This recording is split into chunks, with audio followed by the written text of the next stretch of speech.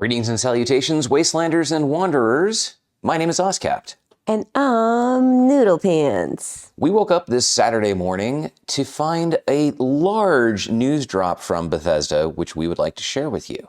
Ghouls! Ghouls are finally coming. Well, we knew that, but now we have all this information about how ghouls will work. And it's pretty amazing. It's awesome. My character Gigi is going to be so excited. I put a lot of work into my new look, but I'm afraid it still ain't perfect. I've always identified as a ghoul, you see. But the tools we have today, they just ain't quite there yet, you know? So we don't want to take a lot of your time. We have a lot of information to cover. We're just going to dive right in. And of course, we will link this article in the description so you can go back and read all of the details. This is just an overview. As Noodle said, ghouls are coming. And as we know about the ghoul process, you're going to need to consume chems to stay functional, which isn't too different from reality for some of you now, is it? So you have a feral meter that drains over time and can only be filled back up by consuming chems. But at different levels, you get different benefits or drawbacks. For example, above 80%, you gain +3 strength, +3 endurance, and +30 max HP. Above 60%, you gain +15 max HP. Above 40%, you're going to lose 1 endurance and 5 max HP. And above 20%, you lose 3 endurance, lose 15 max HP, and lose 10 max AP. So you would think that this is getting progressively worse, but at 0%, you gain an additional 200% melee damage while losing 5 endurance, 30 max HP, 20 max HP, 300% hipfire gun accuracy, and VATS accuracy. So we've all experienced this when the feral ghouls see you and then suddenly they're straight out of 28 days later. Yes. Where they just rage charge you and you're like, oh God. Yes, that's actually very true to life. Now, radiation does not have an effect on you as a ghoul. That is cool. You are immune to diseases, you cannot be mutated by nearby radiation, and you have a new stat called glow. Do you actually physically glow? That would be really cool if you did. That would be super cool. It would make sneaking in the night kind of hard, though. Oh, yeah. Maybe you can turn it off. Maybe you get a special switch somewhere. You have a special switch, right? Makes onwards, you glow. Onwards! So the new glow system increases your maximum health while healing damage that you've taken based on the amount of radiation that you've accumulated. Your glow can be tracked by a new green striped pattern on your HP bar. Consuming tainted foods, drinks, and exploring irradiated environments all contribute to your glow. We are all familiar with the tick, tick, tick sound of radiation. And for those of you who play as bloodied builds, I'm looking forward to seeing if this will stack with the bloodied attributes to make a new unkillable ghoul bloodied destroyer. I wonder how this will work with raids. It may make bloodied builds in raids viable because you're going to get the additional benefits that offset the fact that you just get pew pew pewed really quick. I think so as well. I think we'll see bloodied builds in raids again. Well, for the first time. Now, Glow will also contribute to perks like the Science Monster and the Jaguar speed perks that we'll go over in a moment. Rawr. One benefit of living life as a ghoul is that you'll have access to an entirely new suite of perk cards, and Bethesda has kindly given us just a sample of some of them, like Bone Shatterer, where your melee weapon attacks have a 45% chance to cripple a limb. Eye of the Hunter, where your vision will allow you to be more accurate in VATS from a very long distance. Moral Support, while on a team, you become feral 50% slower. Jaguar Speed, you now sprint 20% faster when your glow is high. Greater than or equal to 180 glow. And because everybody wants to play a ghoul gunslinger, we've got Wild West Hands in Luck, which gives you a 36% chance to instantly reload your entire magazine when empty. Oh, hell yeah. Everyone wants to be the ghoul from the show. We already have the outfit. Bring it. Before we get into some of the new perk cards associated with being a ghoul, Bethesda points out that as a ghoul, there are certain factions that will not want to talk to you. So racist. But Bethesda being Bethesda, they want to make sure that everybody gets included. So as a ghoul, you'll be able to dress in new disguises made by Jay, an NPC that you'll meet in the new quest line. And this will allow you to interact with any block content, mainly storyline missions, that you might find when living life as a ghoul. I like that they've given us some drawbacks and trade-offs associated with living a disguised life. But specifically, even when you're in a disguise, there are trade-offs where you don't get all of your benefits. For example, sprinting is going to cost 50% more AP. The feral meter depletion rate is increased by 30, because apparently it's very stressful being a disguised ghoul. Movement speed is slightly slower, and you will suffer from super over-encumbrance. Oh, dude. So if you get fat, you're gonna get Super really fat. This is like your nightmare. You're already super over encumbered all the time. Now you're gonna be like super duper over encumbered. Yeah, I'm gonna definitely have to figure out how to not rely on buffs to be functional. And for those of you who decide that you don't want to continue living life as a ghoul, you can switch your character back to being human, but you can only do that once. Oh. So this is going to lead to people having multiple characters, ghoul and non-ghoul. Although some people will say that they don't ever want to be a ghoul, and that's fine. If they change their mind again, they'll have to start a new character. I think all of that is appropriate. They want people to make decisions that affect their gameplay, but this will also feed into people playing more.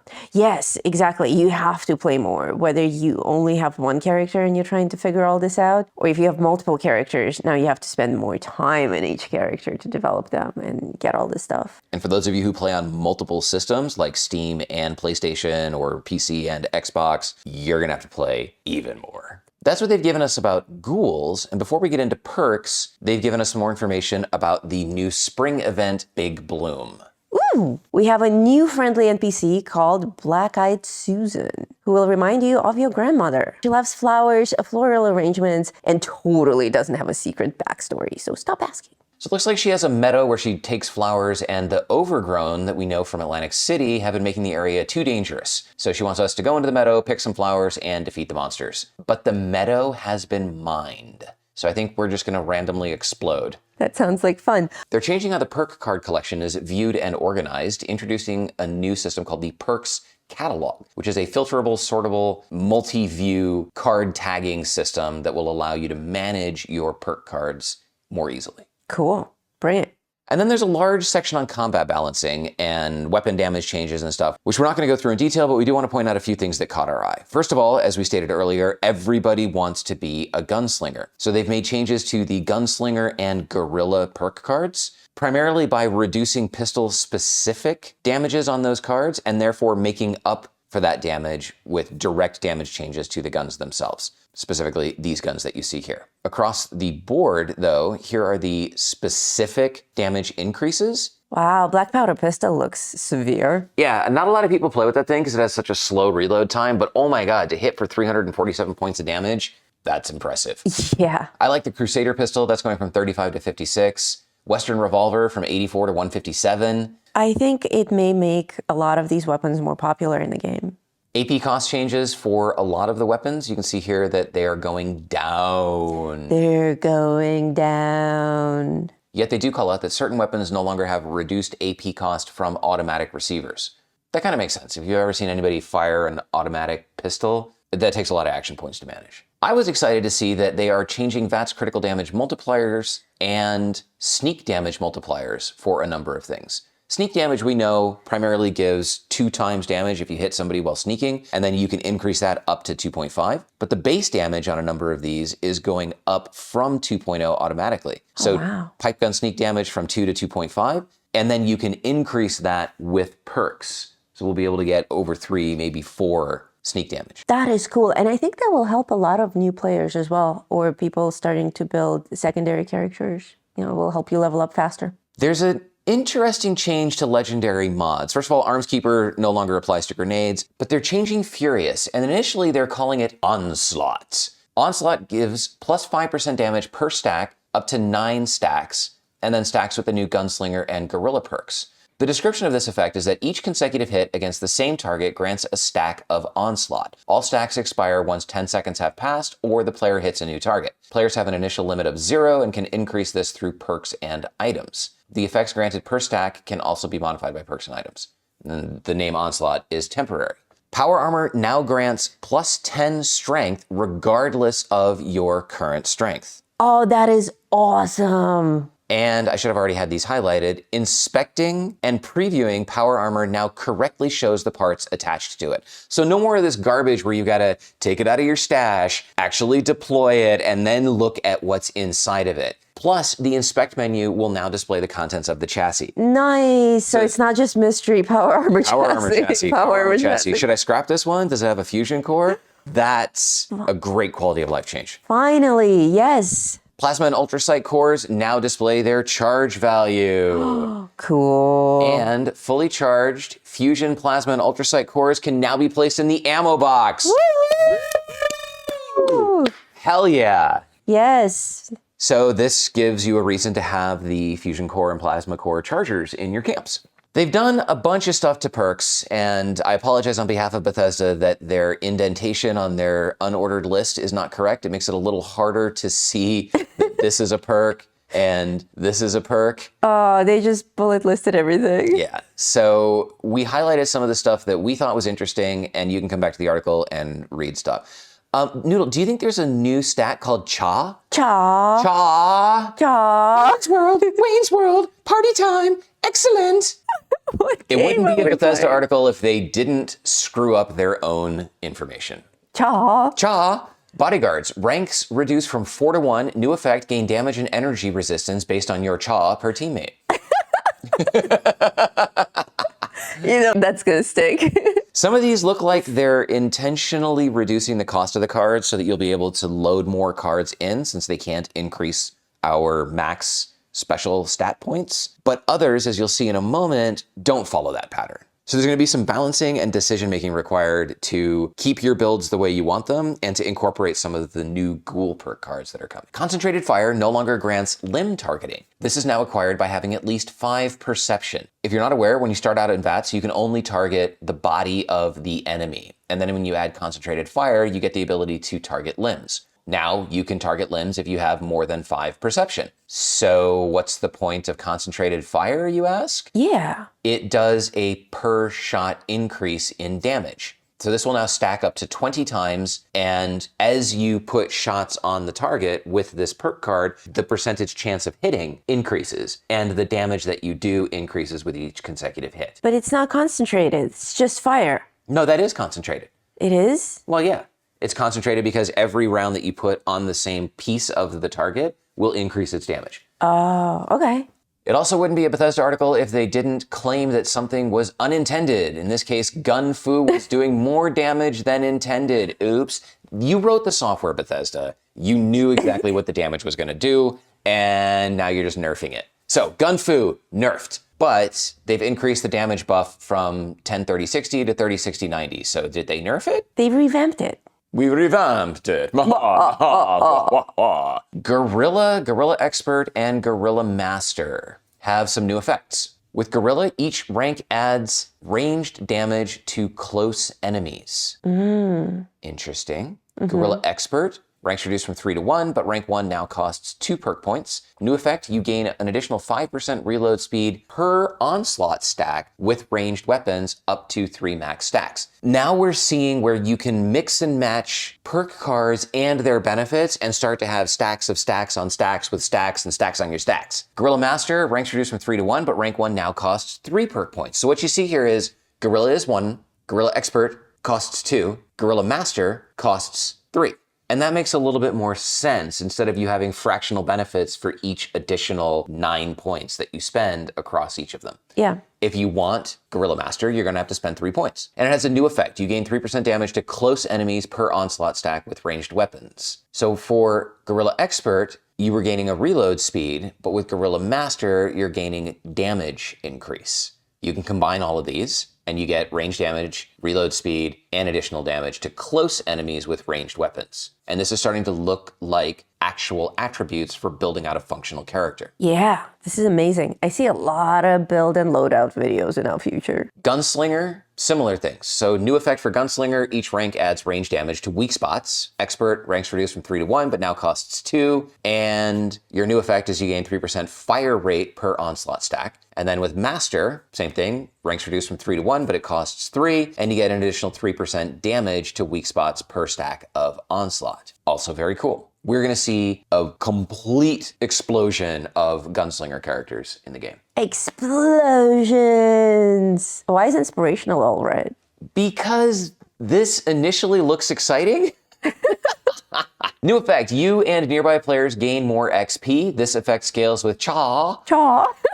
But you lose 10 max AP per rank. When I first read that, I was like, okay, so maybe if you don't care about AP, that's fine. You can gain more XP. But the next line says, developers would like you to notice this new effect applies to all players, not just your own teammates. Oh, no way. So if you're running around in Scorched Earth or something, eviction notice, and somebody has inspirational equipped and they're near you, you will lose 10 max AP per rank that they have, even if they're not on your team. Why does this exist? Now, is that going to stack? If you're standing there and you've got 10 players around you with max inspirational, are you going to lose all your AP? That's like the opposite of inspirational. What's the point? It's like those fake inspirational posters. Yes!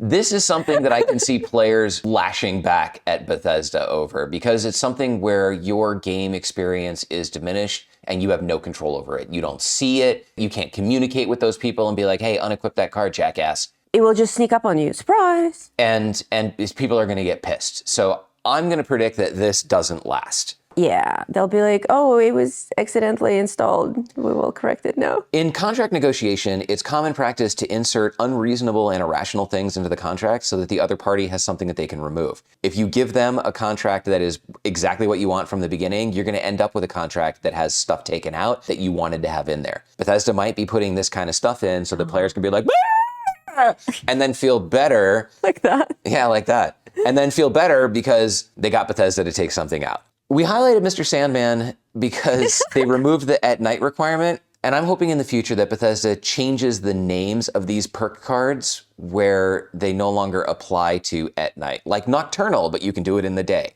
It's so stupid. It's like having a vampire perk that has nothing to do with vampire. Hey, vampires should be allowed to run around in the day. Sure. Bethesda's an inclusive company.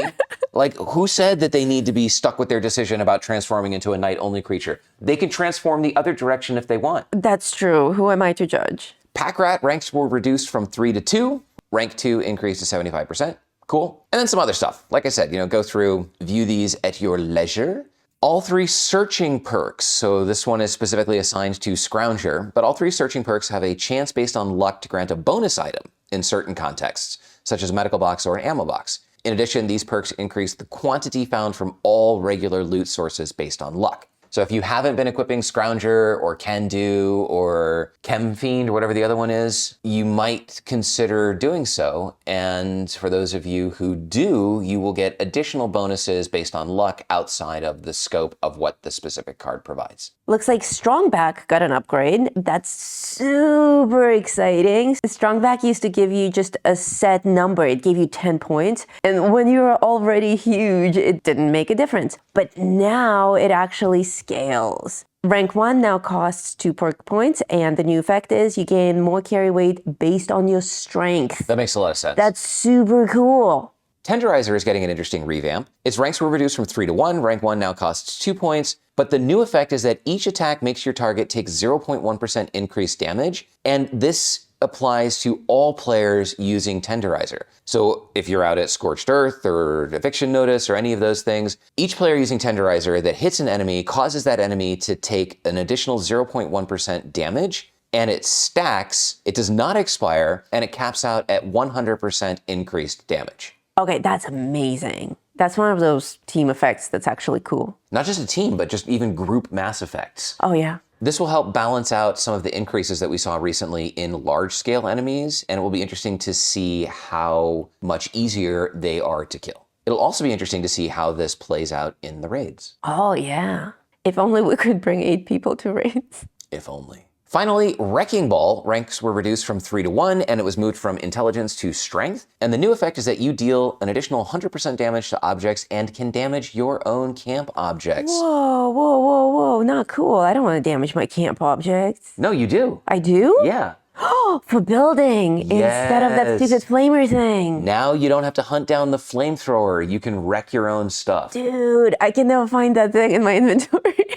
So you can probably, put up a wall and then just shoot the wall if you have this perk equipped. I could put this perk in my crafting loadout because that's how I build anyway. Precisely. Switch to my crafting loadout and then, this will speed things up so much. All of this is up on the PTS, and I'm gonna go log into the PTS as soon as I eat breakfast, and hopefully we'll have some video footage for you soon of what these things actually look like. Oh, are you gonna ghoulify yourself? I'm gonna ghoulify myself.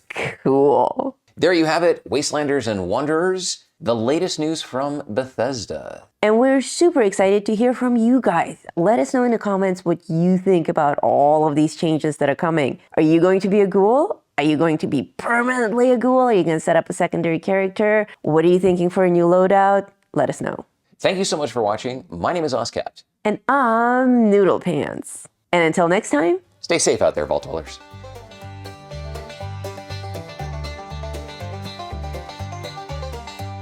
In the heart of West Virginia, where the shadows creep and sway, lies a land of rusted dreams, where the brave dare not stray. Appalachia, oh, it's a treacherous ride, with dangers untold and nowhere to hide.